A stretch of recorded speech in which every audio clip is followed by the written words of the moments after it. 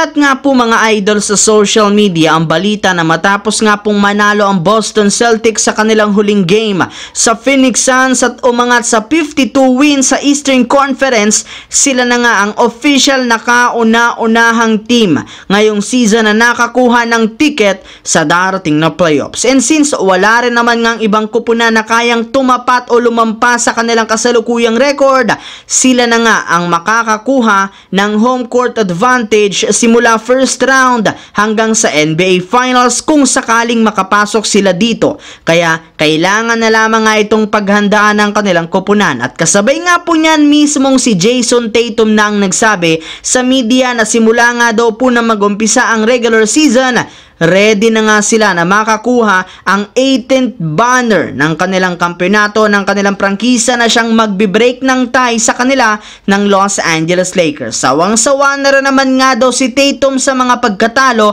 ng mga nagdaang taon sa playoffs, kaya sinisigurado nga daw nito na mag-iiba ang takbo ng kanilang kampanya. Samantala, mismong ang sikat na NBA analyst na si Brian Windhorst ang nagbulgar na ang Los Angeles Lakers nga pumapangalawa sa may pinakakulelat o worst defense sa buong NBA sa nakalipas na 15 games sa pagkakaroon nila dito ng 119.9 defensive rating, sunod lamang sa Utah Jazz na mayroong 123.7 defensive ratings. At ang masakit pa nga po dyan, sila ang nag-iisang winning team na mayroong negative point differential. At isa nga sa mga rason bakit ito nangyayari dahil sa napakalamyang front court kung saan maliban nga sa pagkawala dito ni Christian Wood dahil sa injury, hindi rin naman nga masyadong mapagkakatiwalaan si Anthony Davis sa pagbabantay sa mga kalaban nilang big man. Maliban dyan, hindi nga masyadong nabibigyan ni Coach Darvin Ham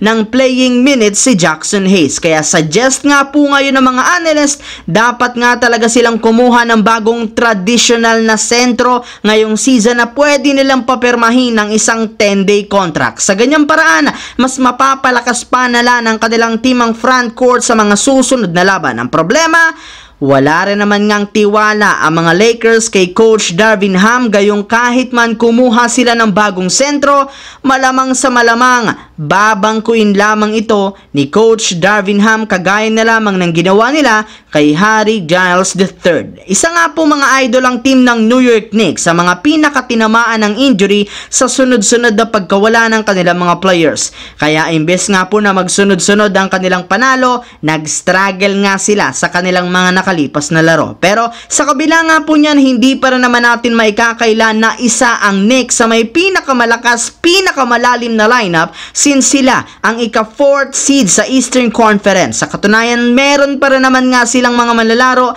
na nagkaroon ng malaking impact sa kanilang team kagaya na lamang ni OG Anunoby na bukod sa pagtatala ng 15 points per game, 4.9 rebounds sa may 48.9% shooting, nagkaroon rin naman nga sila ng record na 15-2 sa tuwing naglalaro ito. Kaya ganyan na lamang kahalaga ngayon ng isang OG Anunoby sa New York Knicks. Ibig sabihin, dapat nga talaga nilang gawin ang lahat ng kanilang makakaya upang mapanatiling healthy ang katawan nito, gayong kakailanganin nga nila ito ng husto kapag nakaharap sila ng malakas na kupunan sa isang 7-game series.